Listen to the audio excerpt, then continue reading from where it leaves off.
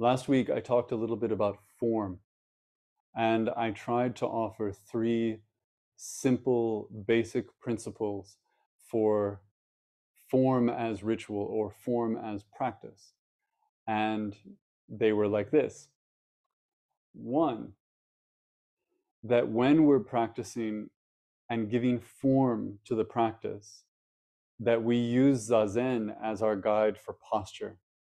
So whatever we've come to understand about posture through Zazen, that's what we bring to whatever it is that we're doing as form. The second one was that we do whatever we're doing as fully as we can with our whole body. And as I've mentioned many times, the way that I was taught to do that was first through the principle of using two hands. So you use two hands to do even the smallest task. And you learn from that, you learn the spirit of that, so that when whatever you're doing, you're not doing it halfway, right? Even if it's something that doesn't require all of you, you give it all of you.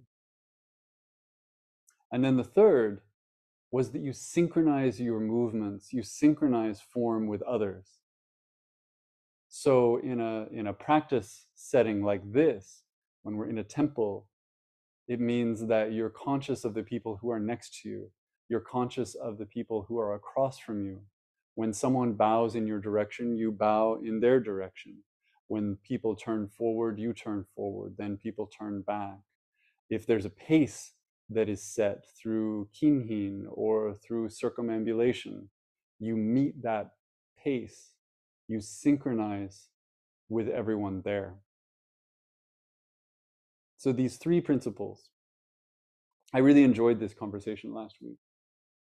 And as we were talking back and forth, a really good question was raised about stillness. Where does stillness fit in this? So I wanted to talk about that a little bit today, because I've enjoyed thinking about it all week. I'll start with a story which happened this morning.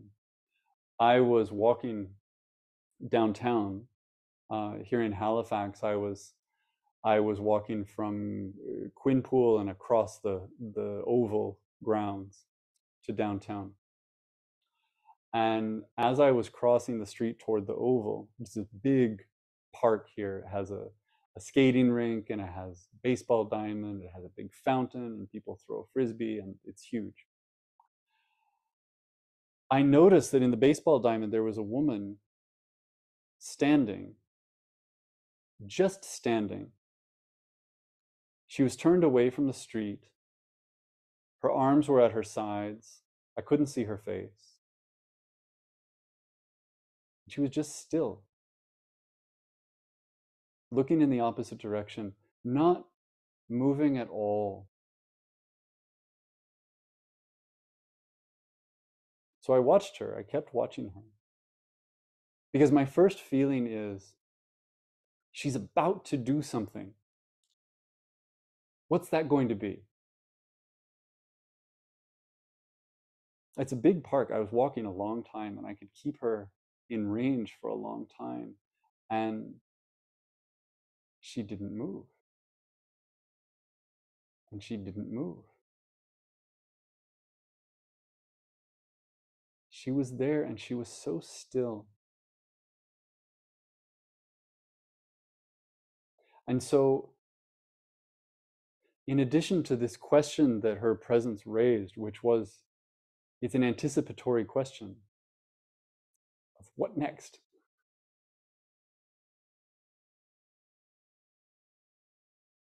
There was also just this recognition of how very, very rarely we see it.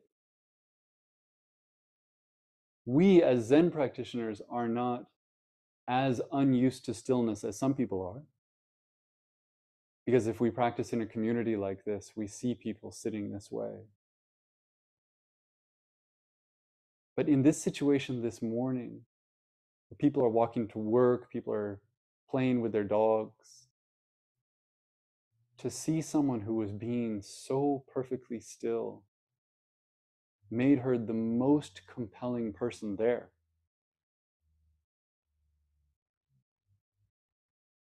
And once I got over this question of what next, it moved into something more subtle, which was this curiosity, this recognition that whatever she does next is going to be so deliberate because there's no momentum. We move all day long. One movement flows into the next movement. It's like when you're walking and you swing your arms. If you swing your arm forward, you know you're going to swing your arm back. Everything just bleeds into the next thing. But when you really stop, when you go completely still, and she was still for a very long time and had been still before I found her, whatever you do next is a choice that you know is a choice. Now, it was anticlimactic. I watched her and I slowed down, I confess, because I was so curious. And finally, as she was just slipping out of view, she kind of did this and started to stretch. And I will never know if she was still in preparation for something that was about to happen, or if that was the activity, to just stand in that way, to just be in that space in that way. It was so striking.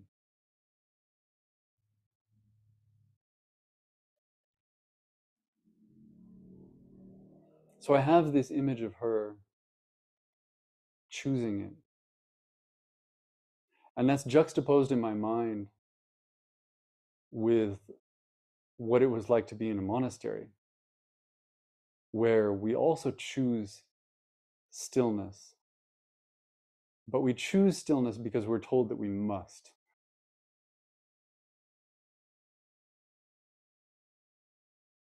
When we're still in the monastery, we're perfectly still.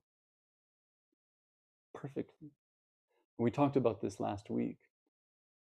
When your nose itches, you don't scratch your nose, right? If your feet fall asleep,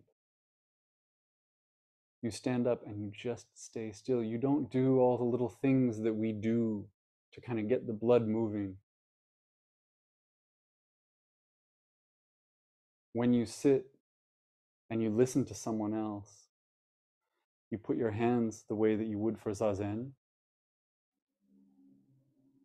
and you don't move them. Many times in the monastery, we were forced to sit in seiza, the kneeling posture, while someone presented something to us or while some activity happened in front of us. And we couldn't move.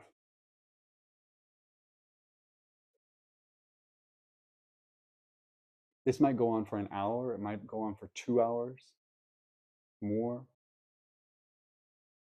People suffering deeply, people in so much pain,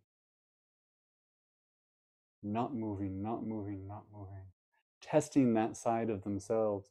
And then finally, when the activity is completed, when the teachers leave the room, when it's okay to stand up, the people who suffered the most just falling over. They've had no circulation in their legs for 2 hours. Knowing that, not only would they be marked as weak from moving, but that they would be punished. In the meditation hall, when you sit in zazen and you move, either someone says something, or traditionally, they might come over with the kyosaku, with that stick, and remind you that you should stay still. So there is a value placed on stillness. And I think about it a lot because, like all difficult things, I feel that I learned something from this. I feel that I learned something about an edge or a limit of mine that I otherwise would not have explored. And any time that I've done that, I've felt that there was value. But if I step back from that, from my own experience of it, which for whatever reason I'm able to frame in a way that's comfortable for me now,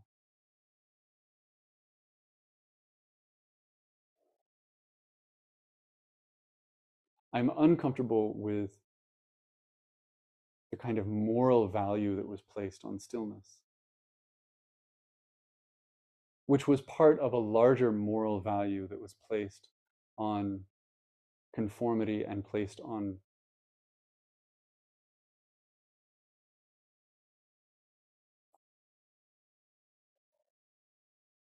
rigid adherence, regardless of your own situation. So there's that too. The stillness that I saw in the park this morning was not the stillness that I saw in the Sodo in Japan.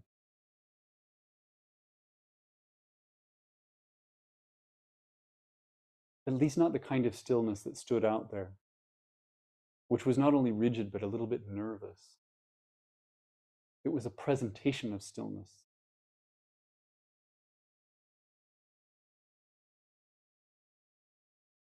So what do we do with that? There is, I think, a natural inclination in a practice like this, especially a practice that places such value on one particular posture, to privilege stillness over activity. In the same way that we very naturally, as human beings, tend to privilege the absolute over the relative. We chant the Heart Sutra and we say that form is emptiness and emptiness is form. But especially if we're coming to this tradition, if we're discovering the depths of this tradition, we say form is emptiness and emptiness is form, and what we're really thinking is, and it's really emptiness. Because emptiness is bigger, because emptiness is more profound, because emptiness is cooler, and because emptiness is the more difficult one to grasp, we think. We know that emptiness is a little bit elusive, and so emptiness is the one that we want.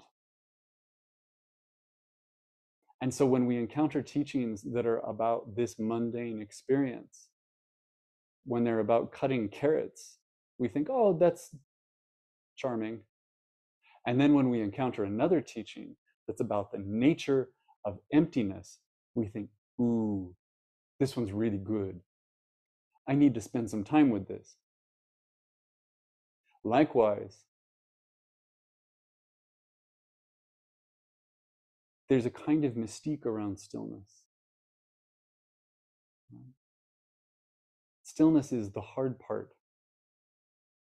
Stillness doesn't come naturally to most of us. Stillness looks like a reflection of that thing that feels so profound. And so when we see the stillness, we admire it. When we experience the stillness, we think, ooh, this is the good stuff. And when we're moving around and doing other things, it can feel like we're just moving from that still moment to some future still moment, moving between the things that matter. The still points are dots, and the movement is a line. And the line's function is just to connect those dots.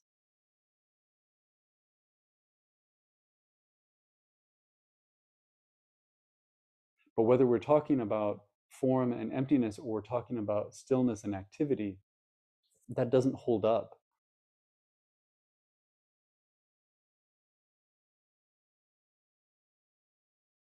And so I want to say this evening, I want to offer a reminder that this practice, this body of teachings, perhaps above all other religious traditions in the world, says don't compare, don't measure, don't get stuck in the idea that this is more than this, that this matters and this matters less.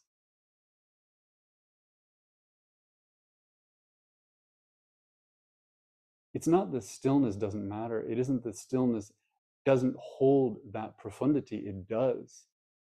And we can feel it.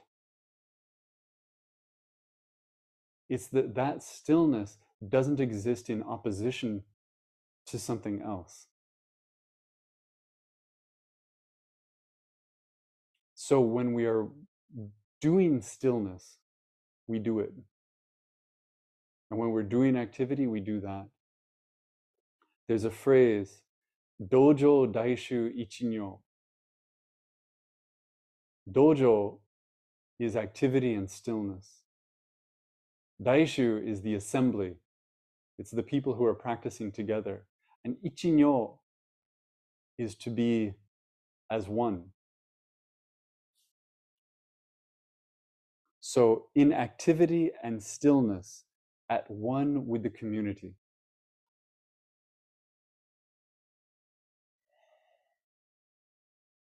And I love this phrase for a couple of reasons. One, because it really speaks to my experience of the monastery, where yes, there was this rigid obsession with stillness, but there was also a rigid obsession with everything.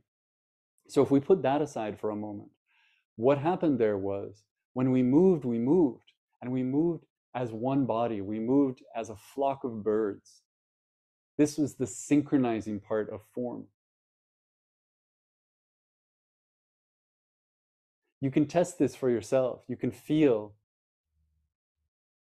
If you're in a room full of people practicing Zazen and there's one person moving around, maybe because they have to prepare for a ceremony or because they have to open the door for someone. Often there's one person who kind of has to get something done. We recognize who is being still, we recognize who is moving, but the stillness is dominant. We understand that we're holding the space in the way that the space is supposed to be held. But if you've had the opposite experience, the one where a bunch of people are moving around, a bunch of people are doing things, and it's just you and maybe one other person doing Zazen, the awkwardness of that, because the ratio has shifted, and so the energy has shifted, and so there's no longer a container for stillness. You can feel in that experience where everyone else is in motion and you're trying to be still, that you're not being held by the stillness of anyone else anymore. Now you're being still in opposition. You're holding it, you're guarding it, you're protecting it, right? There's a defiance in that stillness that makes it an entirely different project. So in the monastery, these things are shifting back and forth all the time. There are periods where most of the people are being still, and when they're still, they're so still. And then things start to pick up speed because we're moving into the next activity. And now most people are moving, and then you're moving. You're moving with them, and you can feel that. Now this is the energy of activity. And then back again.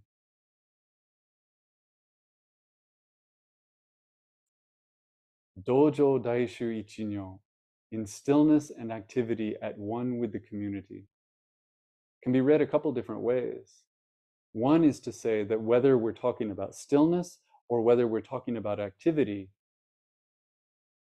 we synchronize this with the community. Right? The other way to understand it is to understand stillness and activity, that dojo, as one thing. Dogen likes to do this. He talks about shoji, is life and death. It's one word. It's not life and death. It's life, death. Stillness and activity. We can understand them as two things, but when we understand them as one, now they're being defined as that oneness with the community, which sometimes looks like one thing and sometimes looks like another. But it's all the same thing. It's the oneness. It's the singularity. It's the synchronization. It's the birds shifting suddenly in flight, all together.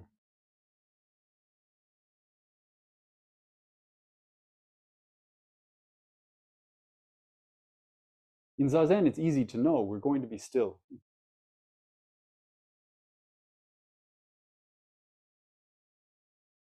And maybe we'll scratch our nose and maybe we won't. Ask yourself before you scratch your nose, are you distracting yourself? Will this pass? Because there's maturity there. There's maturity to be found. We can recognize that not every itch needs to be scratched, that we're okay. But there's also maturity in recognizing that when the person next to you scratches their nose, they're not a moral failure. Their nose just itched. It's okay.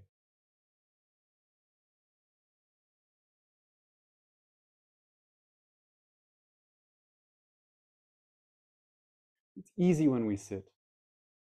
We're making very simple choices. But when we go out beyond this space, now we have this question about synchronizing.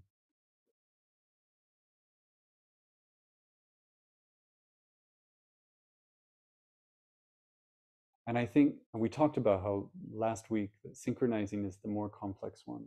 I think part of the answer to that, part of the discovery of that and the creativity of that is of noticing what's going on around you. Noticing that when you're in a still space, that can be a call to stillness. We feel this when we're in the woods. We feel this when we're on a beach.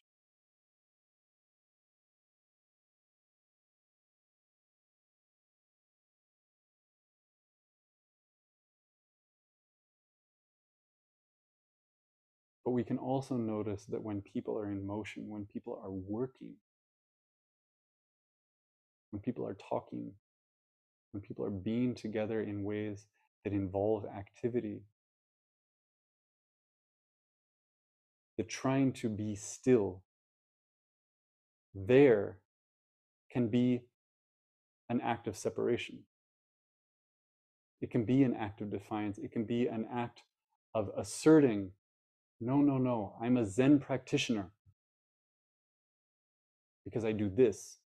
When in fact, the Zen practitioner sees the movement and joins the movement.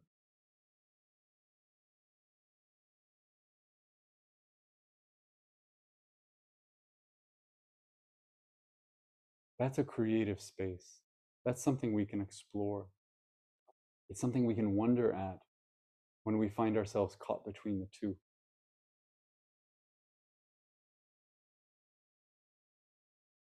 It's a place where we can do a gut check. I'll close with this. I heard a yoga teacher say once that uh, that the more, what did she say? She said, when the body becomes still, that's when the mind starts to move.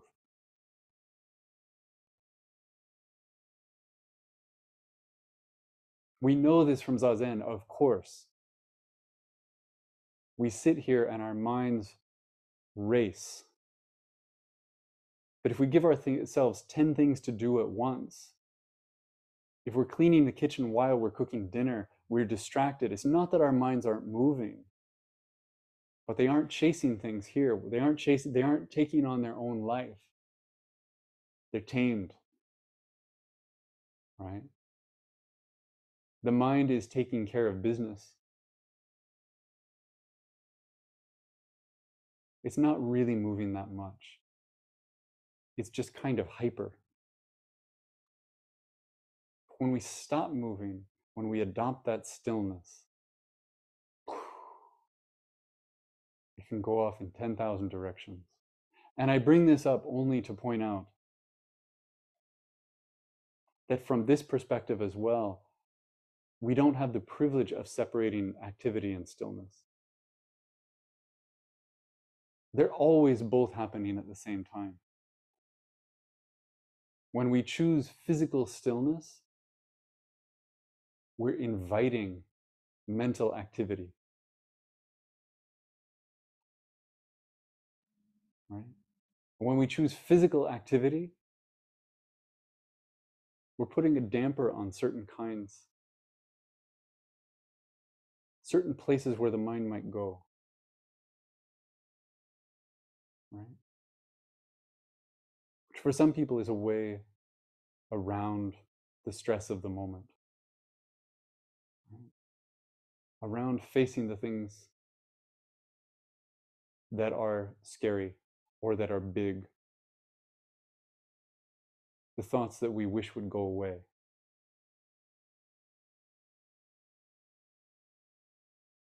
It's not one or the other. It's always, always, always, always both. That applies to this question of activity and stillness, and then it just applies to everything else. And that's where I'll stop.